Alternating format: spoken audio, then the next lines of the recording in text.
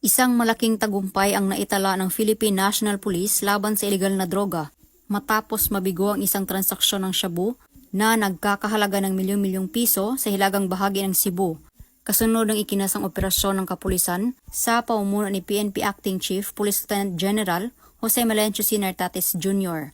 Isinagawa ang matagumpay na bypass operation bandang alas 12:06 ng tanghali noong Desyembre 28 ng taong kasalukuyan sa barangay Don Pedro, Bugo City, Cebu. Bunga nito, isang lalaki na itinuring na high-value individual ang naaresto habang isang kasama nito ang nakatakas at patuloy na hinahabol ng mga otoridad.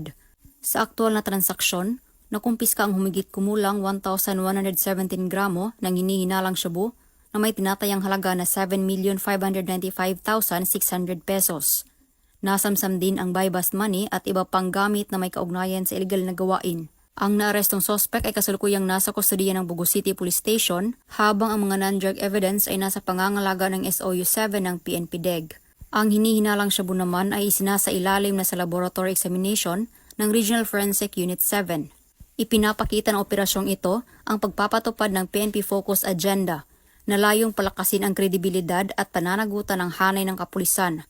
Namayani sa operasyon ang maayos na intelligence planning at mahusay na koordinasyon na nagresulta sa pagkakadakip ng isang high-profile target at pagkasamsam ng milyon-milyong halaga ng iligal na droga.